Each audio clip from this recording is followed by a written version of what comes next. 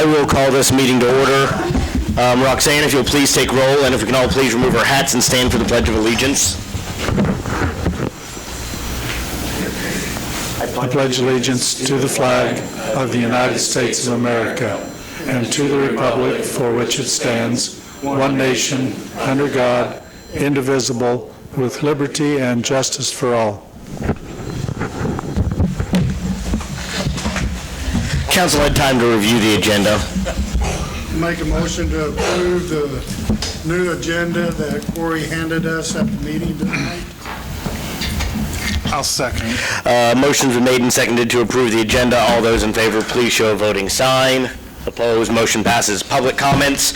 Persons who wish to address the City Council regarding items on the agenda may do so as that agenda item is called. Persons who wish to address the City Council regarding items not on the agenda and that are under the jurisdiction of the City Council may do so at this time when called upon by the mayor. Comments on personnel matters, matters pending in the courts, or with outside tribunals are not permitted. Speakers are limited to 3 minutes. Any information is for presentation only. No action will be taken. Josiah, is there any other speakers here tonight? Okay. So as everybody knows, I'm Josiah D'Albini, Director of Student Life at Allen Community College. To the citizens of Iola, I want to say thank you. We had a really good turnout to our first international night this month. I just want to let you all know that our next one is October 12th, and it is Italian food, in which our Italian students have come up with the menu and they're working with Cindy.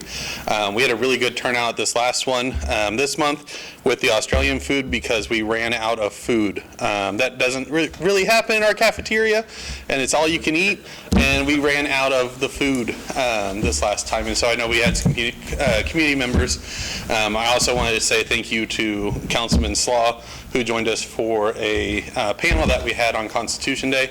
I look to the future with growing that and involving all different sorts of individuals. But thank you to everybody in Iola for what they've done so far. Thank you. Any other public comments? Donna? No? Okay. Moving forward, consent agenda. Has council had time to review the consent agenda? Are there questions about the consent agenda? Make a motion to approve the consent agenda. Second. Motion's made and seconded to approve the consent agenda. All those in favor, please show a voting sign. Opposed? Motion passes. Do I have a representative or representatives from Hope Unlimited here? If we'll come up and I will, where do we want to do this? I'll do it over at that mic.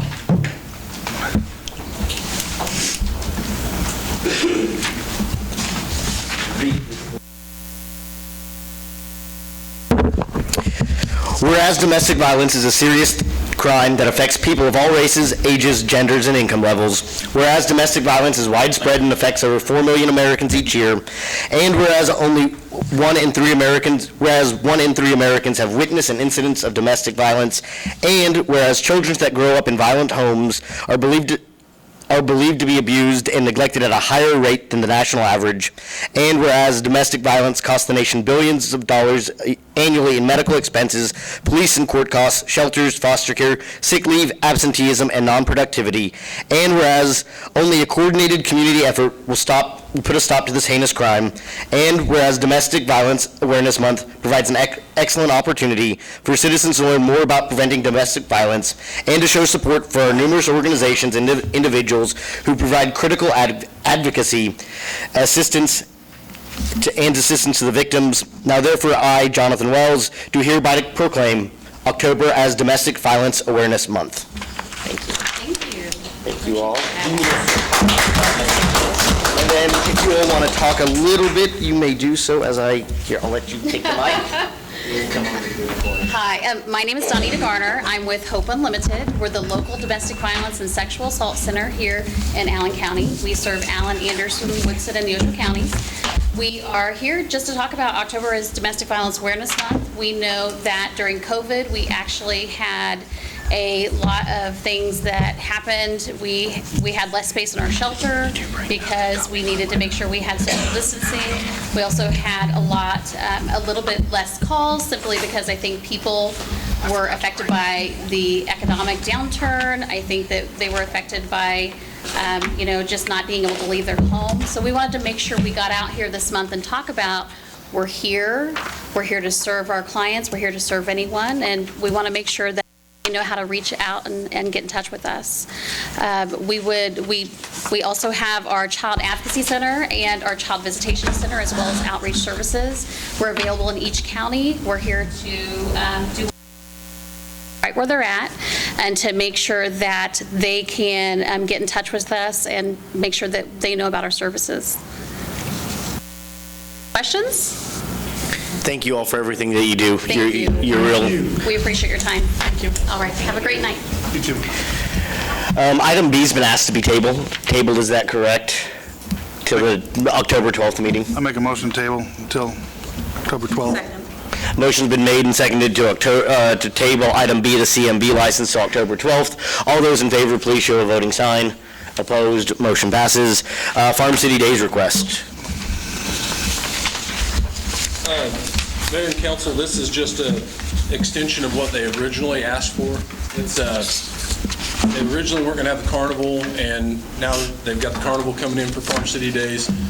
We need approval to waive the curfew for the park to allow the camping is really all we need from the council. It's the same as last year. Is it Ottaway Carnival or I don't believe so. no? No. Dang. I make a motion to approve the waiving of the nightly curfew for Riverside Park to allow the carnival staff to camp in the park for the annual Farm City Day celebration on October 11th through October 17th. I'll second. Motion's been made and seconded. All those in favor, please show a voting sign. Motion passes. Executive session is... What do we want to do, 15 on this one? What do you need, Bob? 15 work? Yeah, 15. Make a motion, City Council recess into executive session for 15 minutes pursuant to attorney-client privileges, KSA 754319B2. The purpose of the executive session is to discuss potential litigation and shall include the mayor, council, city administrator, assistant city administrator, and city attorney. The regular meeting shall reconvene It's 6:07, so... at 6:23 in city council chambers.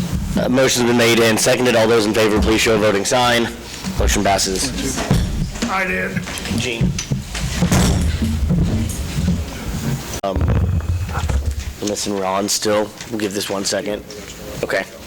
We'll give it 1 second till we get Ron back, and we'll go from there.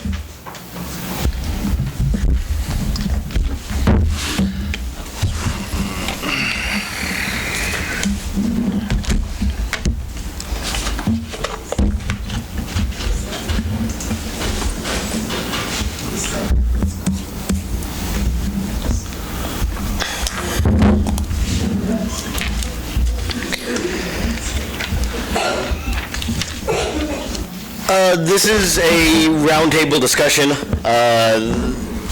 This will give the citizens a time to talk. I will start by calling on Becky Niles' because she filed the piece of paperwork getting on the agenda. After that, we'll kind of open up to others. Beck, if you have somebody else that you want up there with you or another representative, that's fine as well. From there, we'll kind of move into some council questions and let others speak, and we'll go from there on this discussion.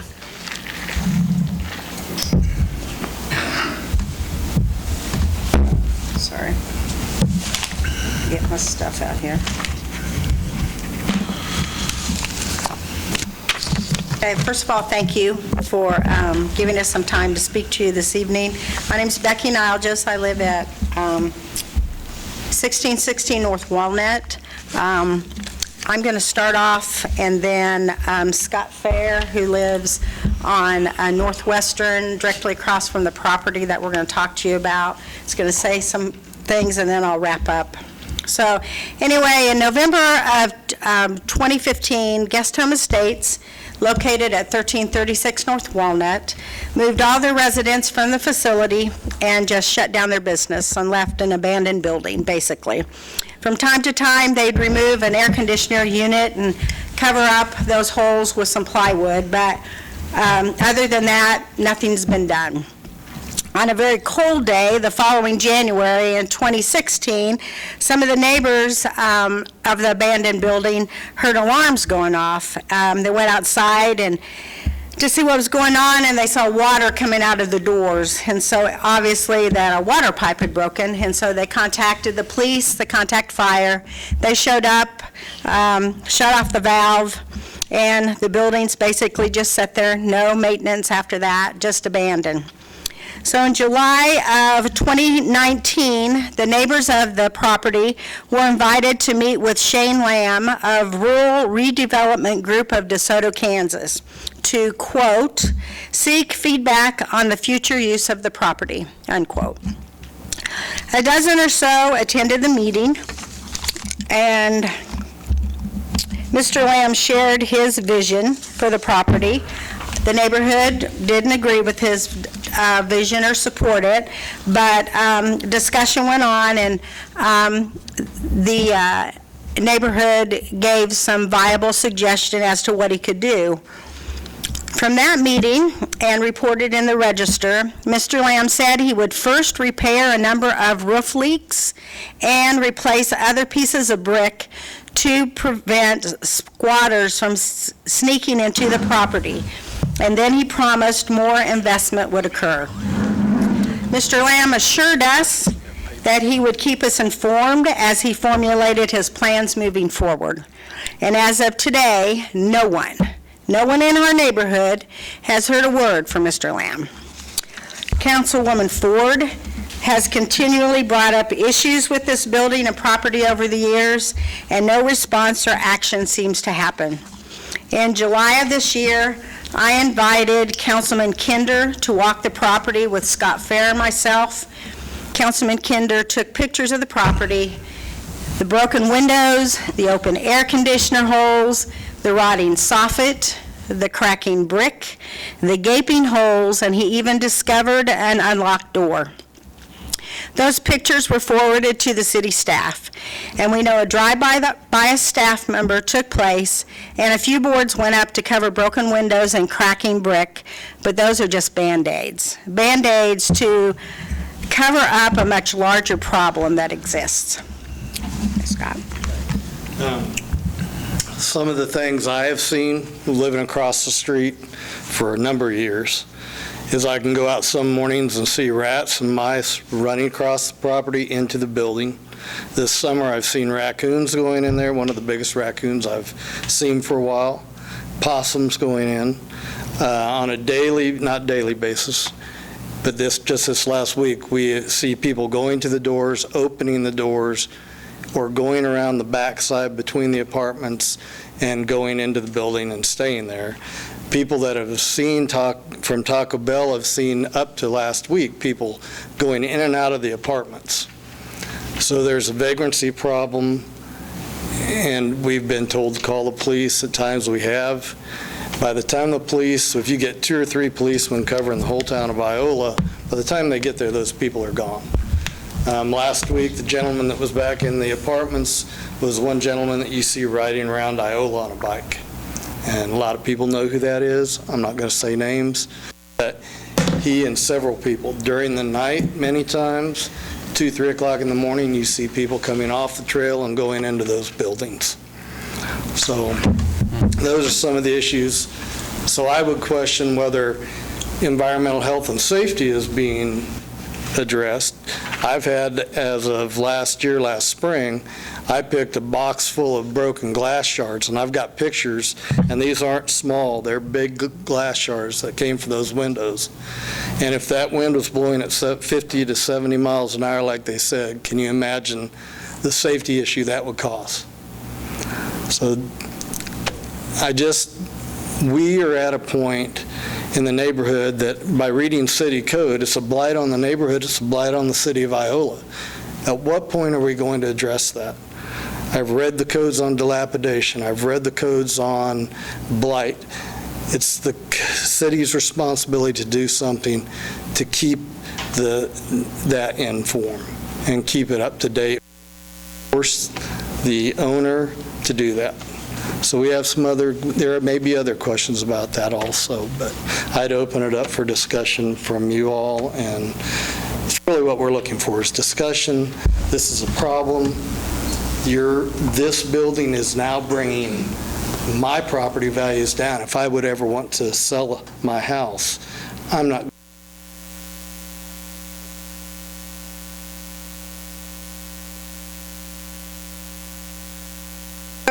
A dozen or more households are within visual sight of this property, but there's also another 50 households that live north of the property on Walnut Road on the circle. And we have no choice but to drive by that property every day to leave our homes. You want to go? These are some of the pictures. Just start them over on. Well, they're kind of similar. They're not exactly the same, but they're similar. Yeah. And I'd like to show this is an example of what I pick up out of my yard every time I move roads. These pictures, okay. These pictures were taken early September. They were taken from the road and an adjacent property. They were not taken on their property. But that's what we live by and drive by every day. And we feel like we've been very patient with the owners of the property, very patient with the city. What we and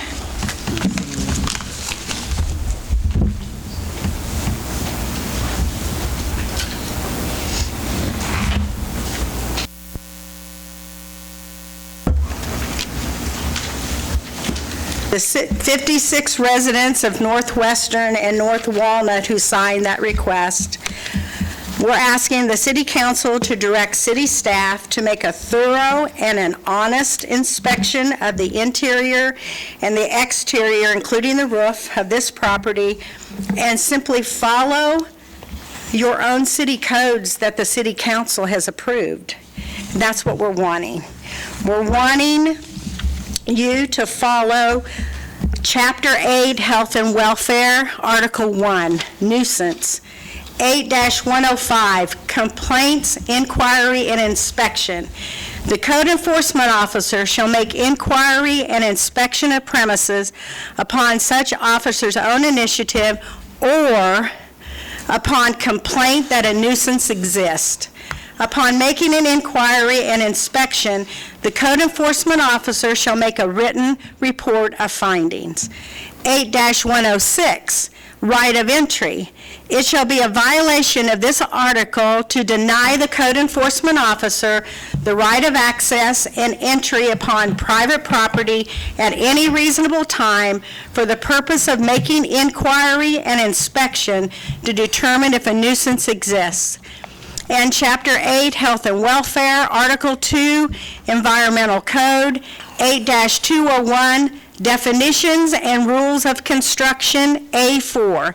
Dilapidation, deterioration, or disrepair means any condition characterized by, but not limited to, holes, breaks, rot. One second, I'm sorry to interrupt. Scott, will you take a big step that way or that way?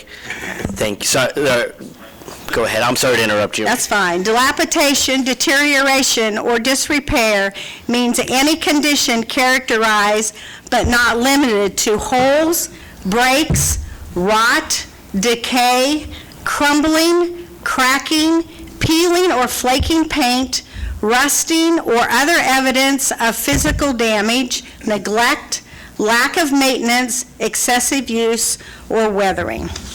Thank you for the time. We plead with you to seriously consider our request.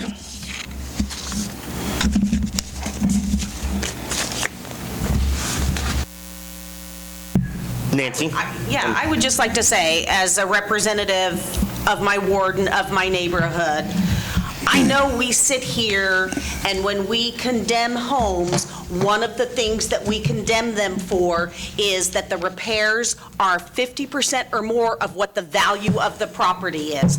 The value, the county has that property appraised now at like $16,000. I can guarantee you it's going to be more than 50% to fix that property. When that property was finally sold, and I still have documentation of all of this, the very last listing that the realtor put on was $1. The very first sentence is, "Great opportunity for demolition and salvage."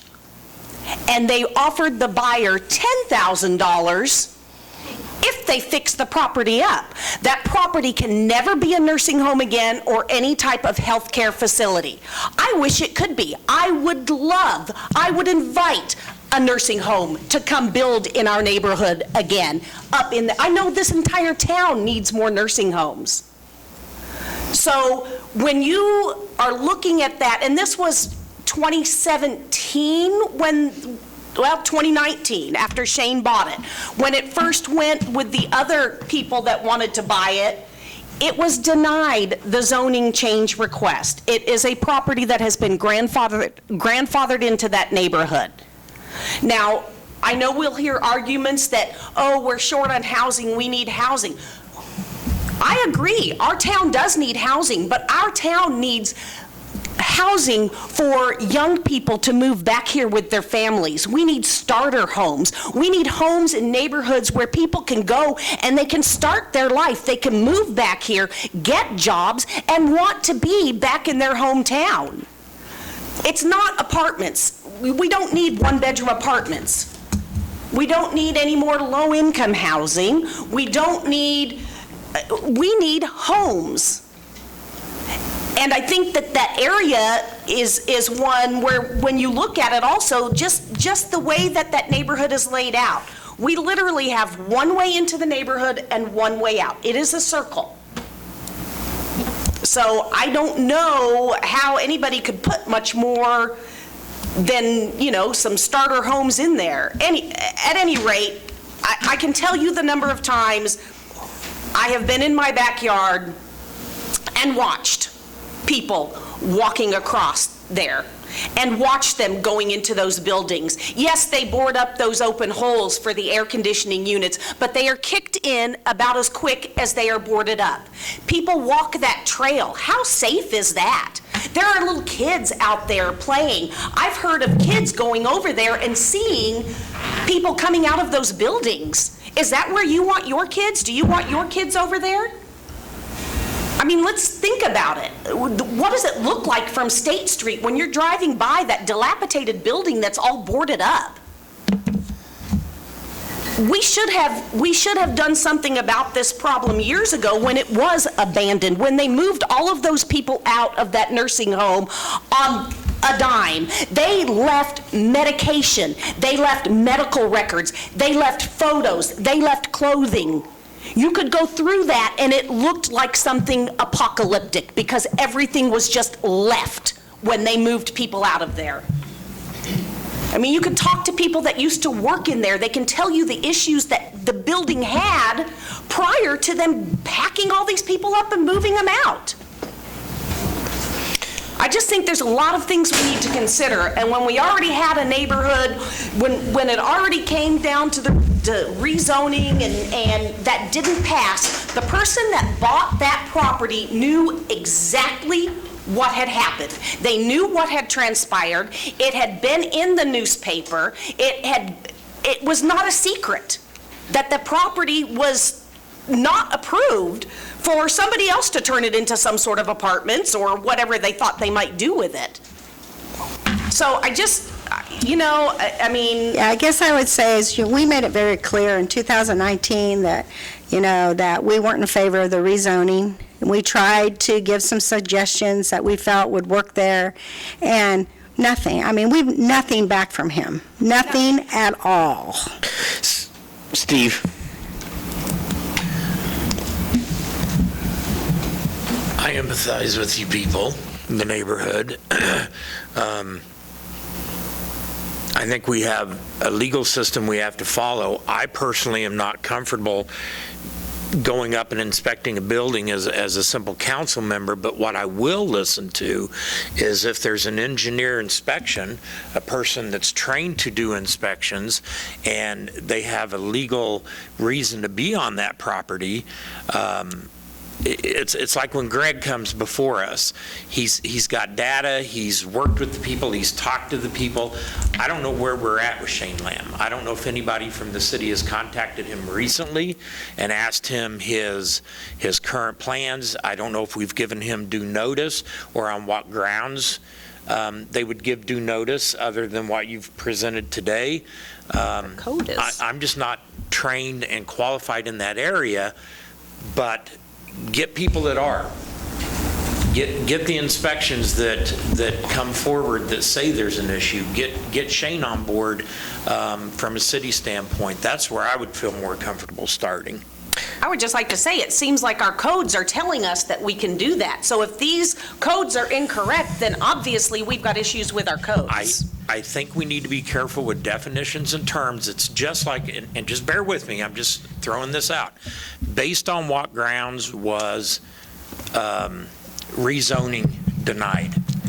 I understand the emotions. I don't know. You have to ask them. Based on what legal grounds was zoning denied? We have an attorney here, he can speak to it. Did they have a legal reason for given denial? Because I know dealing with the county zoning board, we denied a situation once and they went to court and they were able to get it overturned because there wasn't a legal reason to deny it. And there again, I understand, we can sit here as, you work at the college, you work here, and I can say it appears by my looking at it. But if I go to court, if I get called in, if I'm sued, I can't testify as a professional, a specialist in that category. And that's where I think we have to be careful with a commercial property or any property. I guess I don't understand how it could be viewed as a commercial property because it's been abandoned. Let me get the council a turn to speak here, and we can get some ideas here. Kim? My other concern is we have probably 75 houses on the demo list, and we can only do so many a year. And the nursing home would have to go at the bottom of the list. We have houses all over town where vagrants are living. And then Mr. Johnson says we can't go in there legally. So I have a real concern about even going on the property. Ron, Kim, was that it? Yeah. Well, I am sympathetic and empathetic as far as having to see something like that doesn't appease everyone. But if you ask people around town, I'm sure that everybody has something that they don't like to see around their house. With that being said, I think Greg has been involved for years now with the code enforcement and the issues that have been brought up, which has been people have been going through the windows or through the doors, or when those issues were brought up here, the next week I did see that they had people out there boarding them up. I understand that you can't do anything about somebody going through and kicking in the sheet, the plywood that they just put up. I urge you to call the police. I caution all the residents to be going onto private property to do your own investigation. It's still private property. If our code has not said that they are not breaking the code as of right now, I don't know that I can do much about that. I am not going to put myself in a legal position to go onto a private property and go do an inspection. If you guys want to get a group together and get Shane to okay it, to go through and do an inspection, I urge you guys to do that. More power to you guys. I understand that, but as far as the legal aspect, I am not comfortable with the city council giving direction to go onto a private property that has not been making attempts to follow the code. Carl.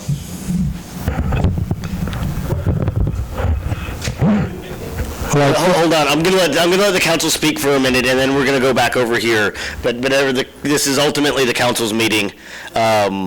And they have the rights to speak is the ultimate, so I'm going to let them speak and hear them, because they're the ones that can make a decision.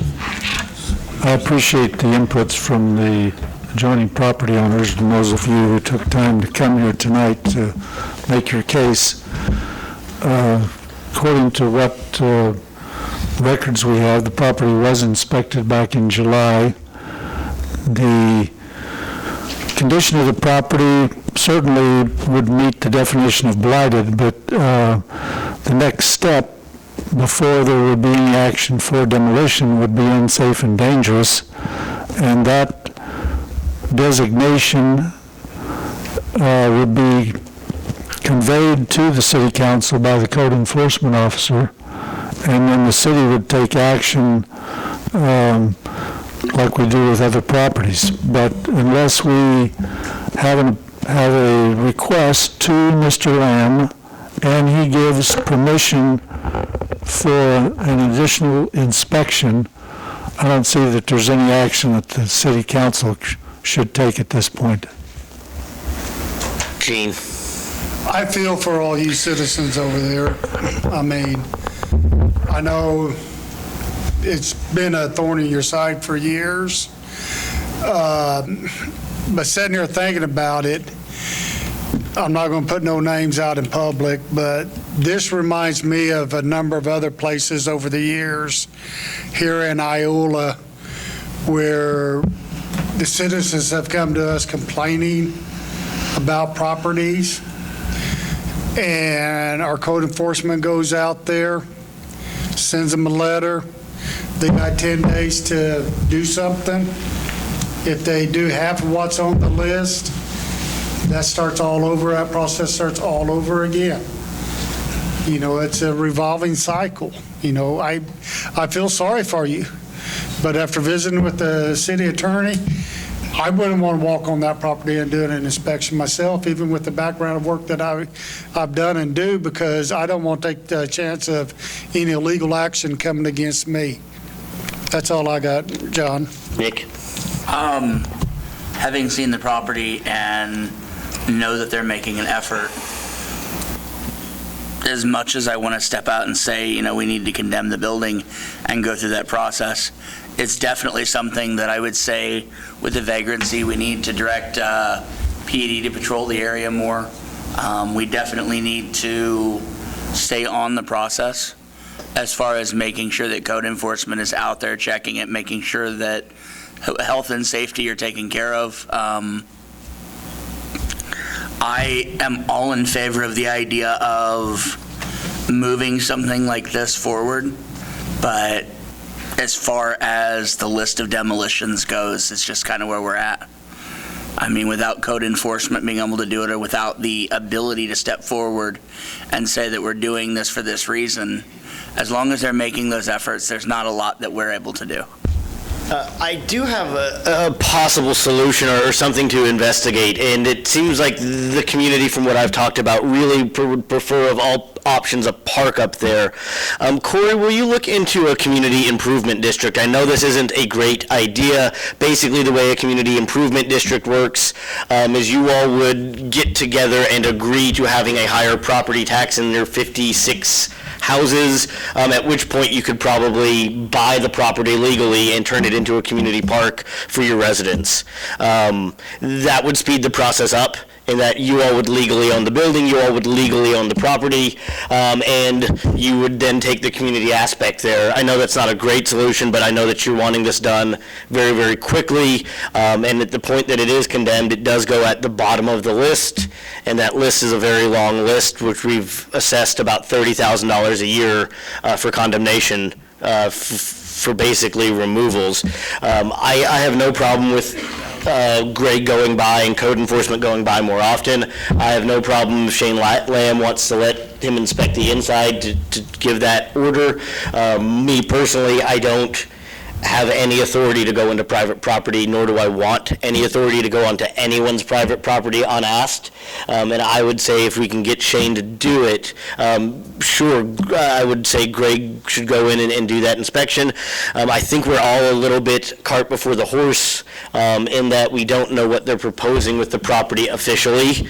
I've heard nothing from them, and I don't think they have any public proposals.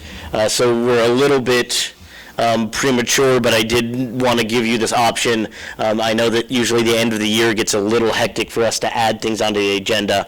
Can we ask Shane for that? Tell him that the properties come up before the city council, we're inquiring what kind of time frame does he have, so we have a better understanding. I mean, I'd like to have, in all fairness, his input. I know he's already 2 years ago or 3 years ago, and I realize that, it's but nothing. now we have concerned citizens before us with complaints. And I think just letting him know that it's being watched, he knows that, but I think a formal written letter stating, it's been brought to our attention, we've been asked to take action at this time, this is where we sit, but we want to know your intent for this property. Mark? I know what you're going through because in my neighborhood, we have the same problem. You're not alone in that respect.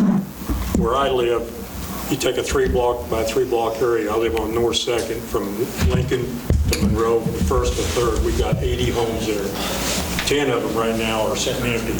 2 of them that I know of have been sitting there for 25 years empty. One of them, I hope they never tear down because that's where Gary the groundhog lives, and I got pictures of him out there in the backyard.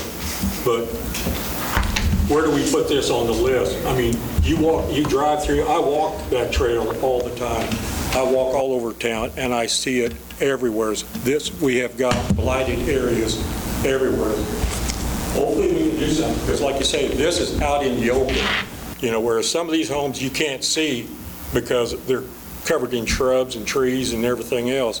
And we do have a problem up there with people kicking the doors in, windows being broken out. So it's not going to be an easy answer. That's all I can say. I did see a couple people that wished to speak. If you'd like to come up and address the council, you may. If you'll come up to the mics, anyone that wants to, you can do so.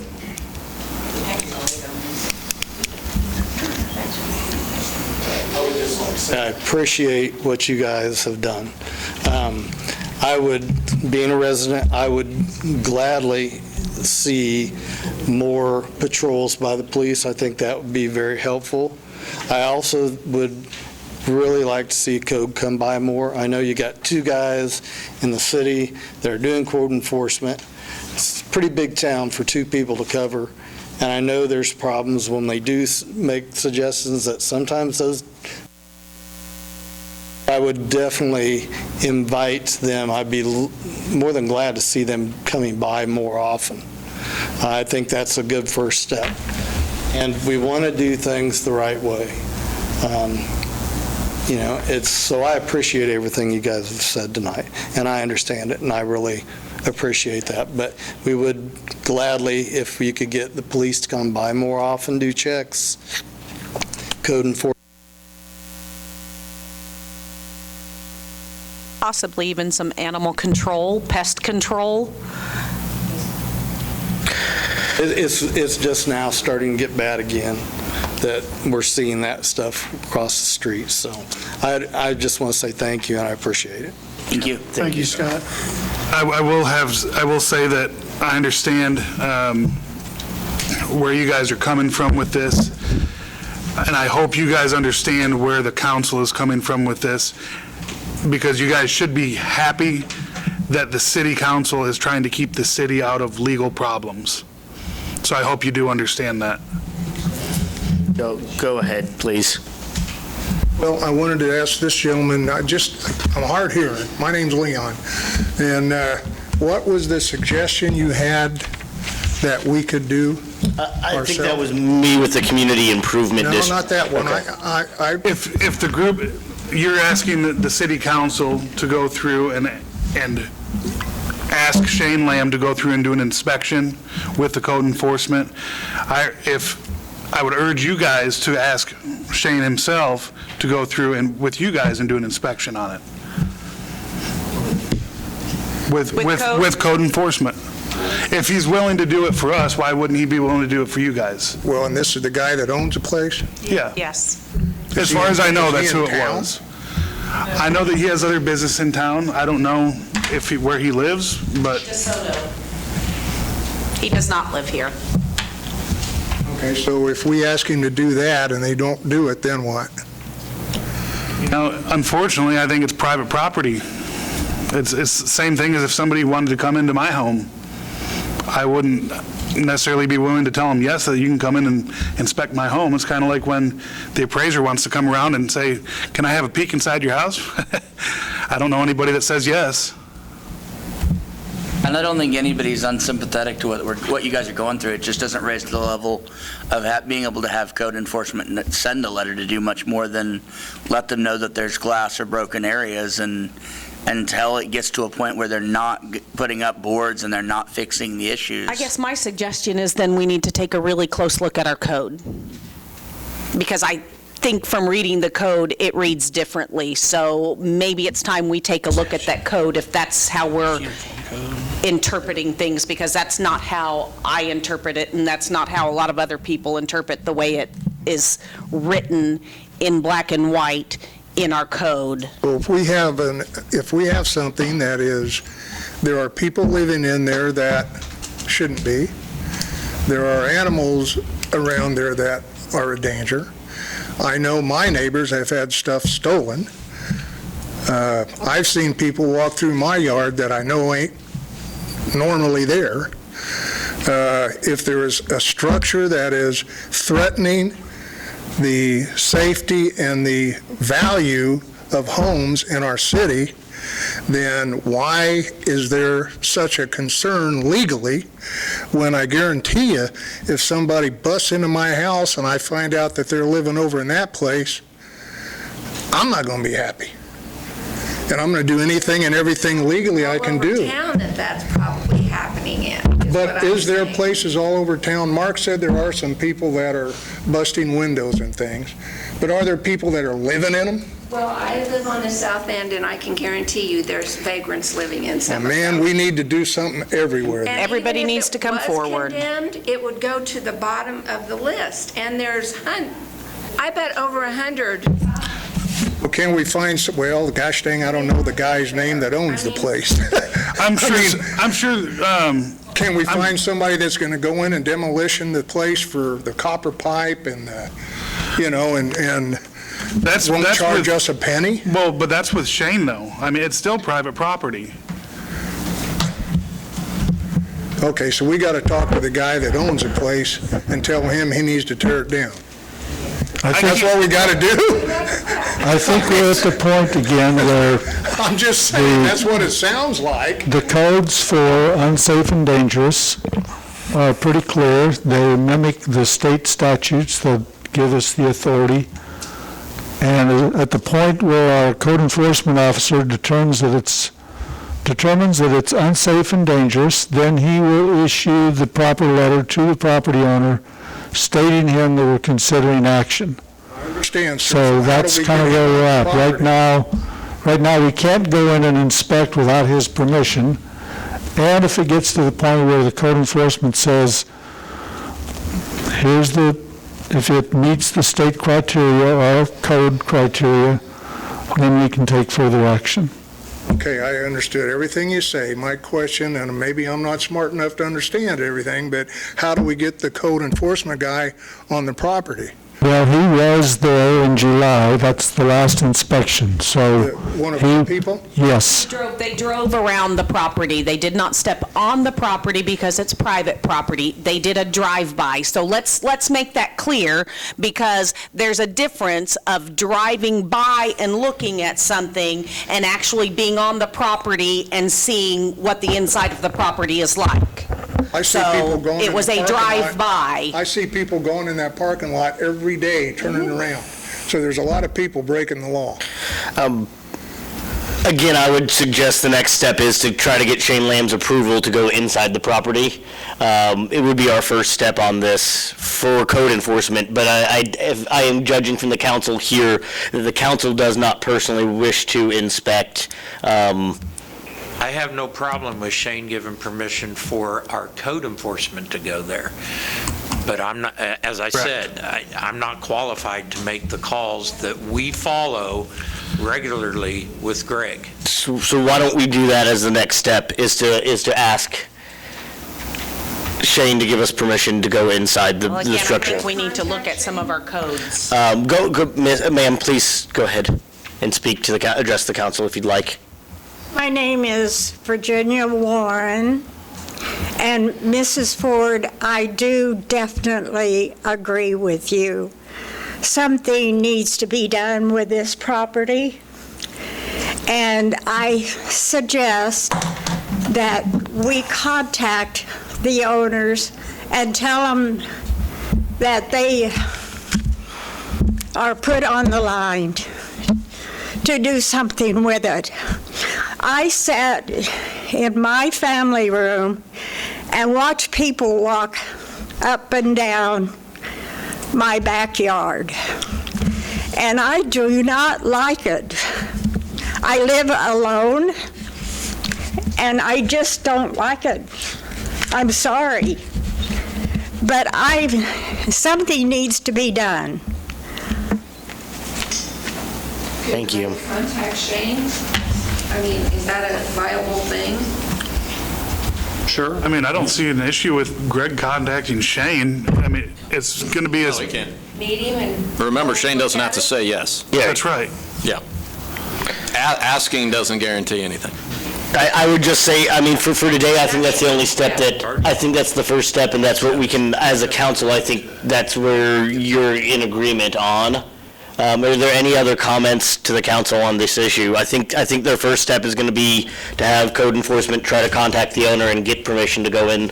But again, legally, he does not have to give us permission to go in. Okay, so if the police see a vagrant inside, or there is reports of vagrants inside, does that give the police permission to go inside to look for a vagrant or to check the property? And if so, when they see code violations, like they do when they go into other houses when they're called for reports, and they turn that over to Greg and Greg can go into the property, does that then open it up to give permission for that to happen? I am not an officer of the law, and I will not give legal advice at any point in time. I'm just throwing that out there, though, because at any point in time, I would hesitate for, as a council, to be giving legal advice and legal questions, and asking a legal question in legal open session is probably a very dangerous precedent, and I would hesitate to answer legal questions and to give legal advice in public. That is generally a bad precedent, and will get the city council and the city into legal trouble,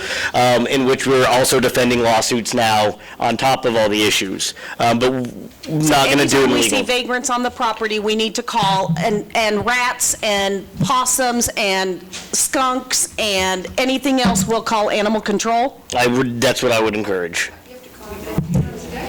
That might. Yes, please. Just the other thing I'd ask, and this is sheer knowledge for you guys, under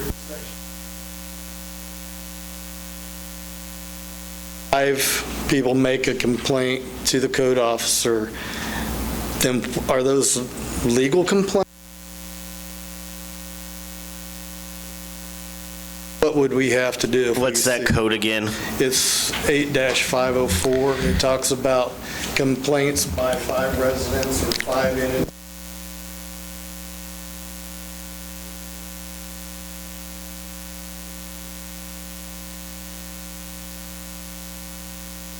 But I don't know if that lets him inside the property is the question. According to city code, they can't stop him from doing that. Now, if that's just black and white reading it. So that would be a question. I think we're going to move forward with the friendlier option than trying to force our way in and getting into some legal problems. And Shane Lamb may say yes, I'm going in, go ahead and go in. But until we ask, we don't know an answer there. And so everything else is just kind of speculation. And we can bring back up the issue, in 30 days if we need to, and see where we want to go from there, or in 60 days or in 90 days, depending on how long, or he may be coming up with a plan, and he may put in, and we don't know, and he may put in for a demolition permit, he may put in for a zoning permit. I'm not going to speculate on any of that, and that may change the conversation at that point, too. I just can't speculate on. That's the only comment I have is if it never gets on the list, even at the bottom, it will never get to the top. Thank you. Are there any other comments on this issue?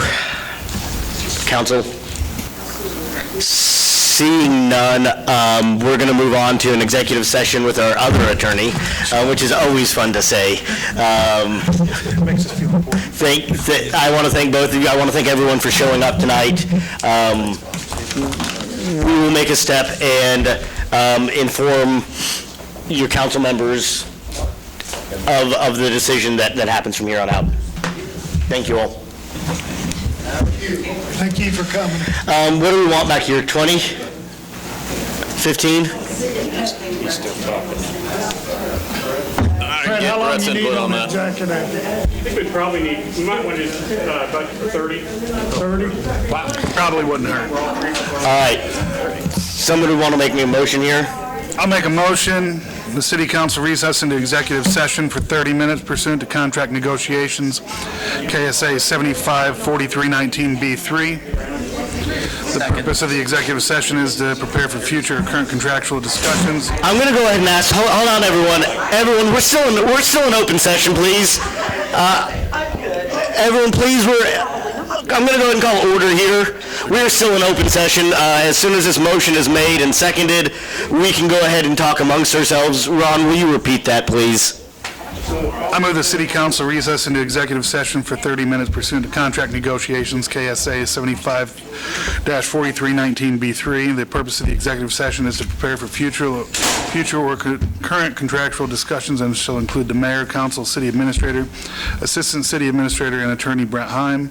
The regular meeting shall reconvene in the city council chambers 737. Motion's made and seconded. All those in favor? Motion approved. We're now out of open session now. Thank you all. We're now in executive session, so. Us back to order for councilor and administrator reports. I've got nothing today. Mark? I think I probably said enough this evening. Steve? Nothing. I've still got rocks all over South Washington. I don't know what the answer to that is, but I don't like it. You get rain next week. About all we can do is sweep it, continue sweeping it. Yeah. Ron? Where do we stand with the new ambulance and ARPA funds?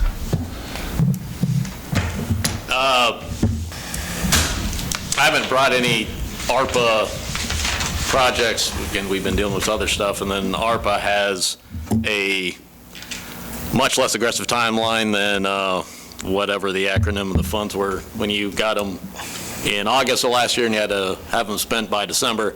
In Seneca, that was a crazy 4-month span. I imagine it was the same here. Are we going to do 2 or 1? Well, yeah. Events have changed, so we may not need to do that. We got a list of projects we're looking at. We get 800,000 total. So Corey and I are looking at water projects and sewer projects and what you mentioned. So we'll bring that to you all. And then it'll be up to you to decide which way we'll go. I think we'll see how the rest of this plays out, and then we'll come back to you. Okay. I did, we had a couple houses catch fire. One was by the school up there on Sycamore, that one there. There was the fatality fire. I know the caution tapes come down from it. I mean, it's right next to the school. Can we start working on whatever we need to do with that? And then there was another one there, I believe it was on North Tennessee, Ohio, Vermont area that caught fire, and it's still sitting too. If we can start stuff on that.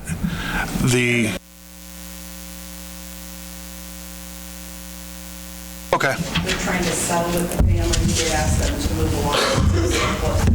Yeah, so I had just noticed that the caution tape had come down around it. I don't know if people been in there messing around, but, and then I'd like to thank the people that put the fly-in on down at the county. My kids went and they had an absolute great time. So that's all that I have. Carl? Gene? Where are we at on the new fire chief? It's been opened up internally and externally, for that matter, and October 21st-ish is when applications will be due. My opinion on that is I would hope that we would be able to hire within the department this time instead of hiring with outside of the department. That's all I have, John. Nick? I had complaints from citizens on South Broadway. Apparently they went through and re-rocked the alleyway. South Broadway? The East Broadway, I'm sorry. The rain has been causing issues in the yard with flooding and things like that. Just thought I'd bring it up there. We're out on Broadway. Where did we re-rock on Broadway? 600 block. 600 block I'm assuming it was from that big, huge rain that everything washed out. My guess is, yeah. A lot of times the Like I said, alleys we are have a built up washout, and it pushes out when it Yeah. rains. The complaint was that they re-rocked it because whenever they re-rock it, it put the alley as a higher elevation than the yards. And so there's a young lady who's basically her whole yard turns into a pond every time it rains because the water basically just runs down the alley and then straight into her. Hey, do you got a block where this is? What that? Do you have a block? Yeah. Oh, 600. I've got an address I'll give you afterwards. Okay. Any other reports, Matt? One, the Economic Development Committee, the meeting tomorrow at my office at 5 o'clock. I A will not reminder be for able you? to make it. Okay. I'll be pushing it. Wait, we can push that back a few minutes, or depends on how long Carl and I get to talking. But yeah, we can, but again, 5 o'clock tomorrow in my office, and that's all I have. Reminder, the meeting is Tuesday. Our next meeting is Tuesday because Columbus Day is a holiday. Okay. Make a motion that we adjourn for the evening. I'll second. Motion's been made and seconded. All those in favor, please show a voting sign. Motion passes. Got to vote for once, Nick.